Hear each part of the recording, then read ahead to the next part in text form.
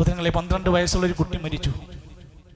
ആ കുട്ടിയുടെ കുടുംബത്തിൽ താഴ്സിയത്തിന് വേണ്ടി 2 ദിവസം കഴിഞ്ഞ് അവിടെ ചെന്ന് നോക്കുമ്പോൾ കാണുന്നത് തിരക്കിട്ട പണിയാണ്. എന്താ പണി? സെപ്റ്റിക് ടാങ്ക് മാറ്റി സ്ഥാപിച്ചുകൊണ്ടിരിക്കുകയാണ്. വീട്ടുകാർ പറയുന്നു 12 വയസ്സുള്ള മോൾക്ക് ക്യാൻസർ ബാധിക്കാനുള്ള കാരണം ഈ കക്കൂസ് ടാങ്കാണ്. എന്നിട്ടത് മാറ്റി അവിടുന്ന് വേറെ സ്ഥലത്തേക്ക് 2 ദിവസത്തിനുള്ളിൽ പണി തീർത്തു.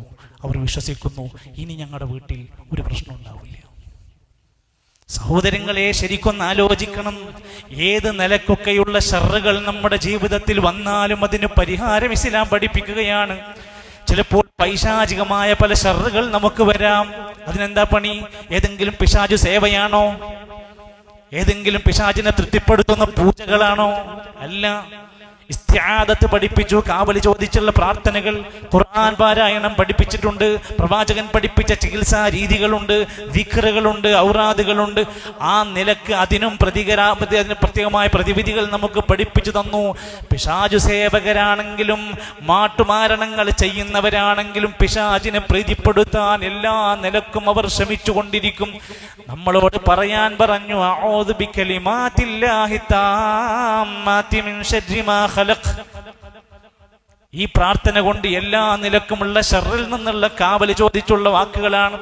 ഏത് സാഹിറിന്റെ അടുത്ത് നമ്മൾ ചെന്നാലും, ജ്യോത്സ്യന്റെ അടുത്ത് ചെന്നാലും, അത്തരത്തിൽ കർമ്മങ്ങൾ ചെയ്യുന്നവിടത്ത് ചെന്നാൽ അവർ ഒരിക്കലും നിങ്ങൾക്ക് പ്രശ്നമില്ല എന്ന് പറയില്ല.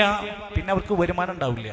അതുകൊണ്ട് നമ്മളൊരു പ്രശ്നം ചെന്നവരോട് പറഞ്ഞാൽ അവർ പറയും ഇത് ഗൗരവമാണ് കേട്ടോ, ഇത് ചിലപ്പോൾ നിങ്ങളുടെ കുടുംബത്തെ മൊത്തം നശിപ്പിക്കാൻ മാത്രമുള്ള പ്രശ്നം ഉണ്ടാകട്ടോ, നിങ്ങളുടെ കുടുംബത്തിൽ ഇപ്പോഴത്തെ ആരെങ്കിലും മരിച്ചോ?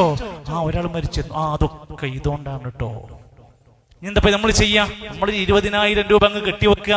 കെട്ടിവെച്ചാൽ ഞങ്ങൾ കുറച്ച് തകിട് തരും, ചരട് തരും, ഏലസ് തരും, നൂല് തരും. അതൊക്കെ ഞങ്ങൾ പറയണ പോലെ ചെയ്താൽ നിങ്ങളുടെ പ്രശ്നങ്ങൾ മാറൂല. നമ്മളെ ചൂഷണം ചെയ്ത് നശിപ്പിക്കുകയാണ്.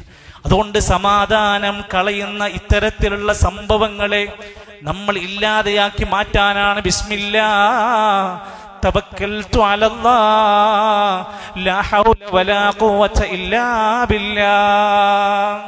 എന്താണ് ഈ വിശ്വാസം? അല്ലാഹുവിലുള്ള തവക്കുൽ.